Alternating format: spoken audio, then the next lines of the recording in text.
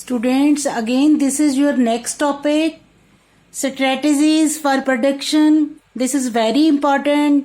Board exam में ये question भी आता है. इसमें हमने ये देखना है कि उस वक्त 6th सेंचुरी BC में कौन कौन सी स्ट्रेटजीज जो थी वो यूज की गई, अपनाई गई प्रोडक्शन को बढ़ाने के लिए. One is use of plough. One strategy to increase the production was the shift to plough agriculture. Plough agriculture इस समय शुरू हो गया, which spread in fertile alluvial river valleys such as those of the Ganga and Kaveri. ये गंगा और कावेरी की जो कुशारी उपजाऊ भूमि वाली घाटियां थी, वहां पर प्लो एग्रीकल्चर शुरू हुआ, प्लो का यूज शुरू हो गया. The second point is the iron tipped प्लोशेयर्स.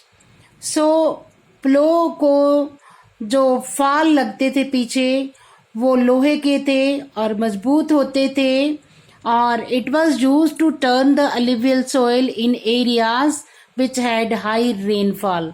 जिस एरिया में रेनफॉल अच्छी होती थी, क्योंकि वहां की भूमि नरम हो जाती थी, वहां पर हल चलाना जो था वो आसान होता था, और लोहे के फाल जो थे वो मिट्टी की आर्द्रता को बाहर निकाल लेते थे, और इस तरीके से आयरन टिप्ड प्लोशेयर जो थे उनके साथ उत्पादकता जो थी वो बढ़ गई. Now the third point is introduction of transplantation. उस समय लोग ये भी समझ गए कि ट्रांसप्लांटेशन से जो उपज है वो उनकी बढ़ सकती है, पैदावार बढ़ सकती है. स्पेशली पैडी की जैसी क्रॉप होती थी तो उसमें ट्रांसप्लांटेशन शुरू हो गया. पौधे को एक जगह से उखाड़कर दूसरे जगह पर लगाना, और इससे क्या हो गया कि पैदावार बढ़ गई. Although this meant a back breaking work for the producer. हालांकि आपको पता होना चाहिए आज भी जब पैडी की क्रॉप जो है, जैसे पनीरी लगाई जाती है पहले, और उसके बाद उसको दूसरी जगह पर छोटे से पौधे को उखाड़ कर और दूसरी जगह पर लगाया जाता है प्रॉपर डिस्टेंस पर. पहले बीज बोया जाता है, बीज बोने के बाद जब वो छोटा छोटा प्लांट हो जाता है, पानी के बीच ही उसको उखाड़ कर पानी के बीच ही लगा दिया जाता है दूसरी जगह पर. ये इस तरीके से जो ट्रांसप्लांटेशन थी वो लोग सीख गए और पैदावार बढ़नी शुरू हो गई. हालांकि ये काम जो था वो बिल्कुल ही, इसके लिए लेबर चाहिए थी, मैनुअल लेबर बहुत ज़्यादा, बट इससे प्रोडक्शन बढ़ा. नाउ यूज ऑफ हो.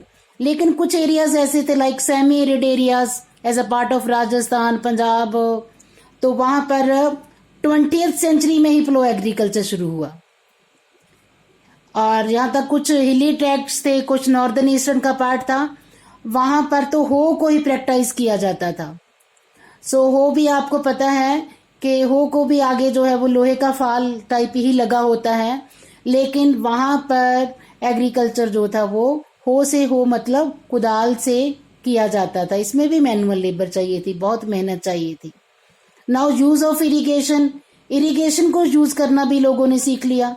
Another strategy adopted to increase agriculture production was the use of irrigation through wells and tanks, less commonly canals.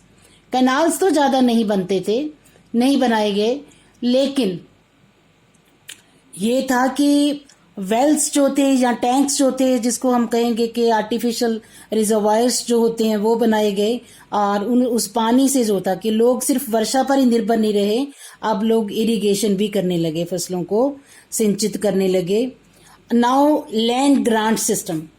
अब ये ज्यादातर प्रोडक्शन को बढ़ाने के लिए, एग्रीकल्चर प्रोडक्शन को बढ़ाने के लिए रूलर्स के द्वारा अपनाया गया. Land grant was also a strategy used by the rulers in several parts of the country. Small plots to vast stretches of uncultivated lands, and the rights were given to the donees over the land. राजाओं के द्वारा या कुछ बड़े व्यक्तियों के द्वारा land grant की जाती, और इसके पीछे फंडा जो था वो यही था, अनकल्टिवेटेड लैंड को ग्रांट किया जाता और लोगों को उसके ऊपर पूरे राइट्स दे दिए जाते, ताकि लोग जो हैं फिर उसमें जी जान से एग्रीकल्चर करें, मेहनत करें। हालांकि बाद में राजाओं को उससे टैक्स मिलते थे, लेकिन फिर भी ये भूमि दान करने की प्रथा भी जो थी वो राजाओं के द्वारा अपनाई गई, और उसके पीछे मकसद यही था एग्रीकल्चर को बढ़ावा देना। ये तो 6 सीधे सीधे स्ट्रेटेजीज हैं प्रोडक्शन को बढ़ाने के लिए। लेकिन अब इसकी वजह से, एग्रीकल्चर बढ़ने की वजह से, प्रोडक्शन बढ़ने की वजह से क्या हुआ? So differences in the rural society. So इसकी वजह से रूरल सोसाइटी में डिफरेंसेस जो थे वो बढ़ गए। Increase in technologies means increase in production, but the benefit were uneven and there was growing difference in rural society. So rural society, क्योंकि बेनिफिट जो था वो सबको बराबर नहीं मिलता था। अब कुछ लोगों की असेस जो थी वो नई टेक्नोलॉजी को लेकर थी, कईयों की नहीं थी, कईयों के पास जमीन के टुकड़े छोटे थे, कईयों के पास थी नहीं, कईयों के पास बहुत ज़्यादा थी। सो इसके बारे में जानकारी हमें बुद्धिस्ट ट्रेडिशन से, सोर्सेज से पता चलती हैं, और जो जातक स्टोरीज है वहाँ से पता चलती हैं। और हमें पता चलता है कि उसमें landless, small and large land holder थे। जो जमीन नहीं थी, जहाँ स्मॉल लैंड होल्डर और लार्ज लैंड होल्डर थे। इसी तरीके से गृहपति का भी हमें पता चलता है। And this was used for small and large land holder in north India.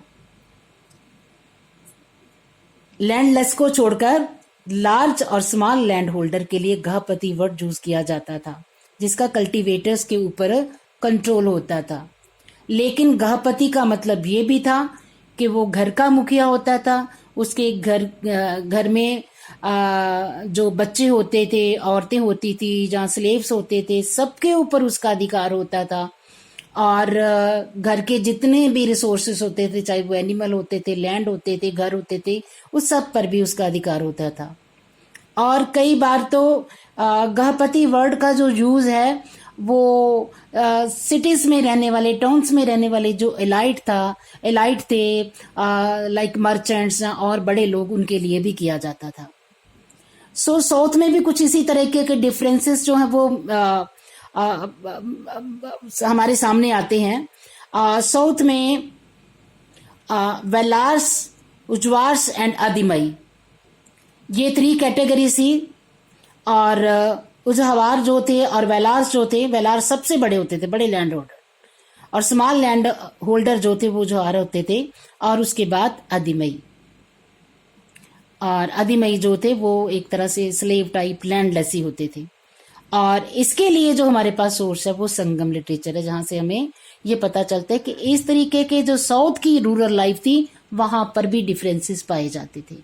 So thank you. Next video जो है, next topic will be discussed in next video.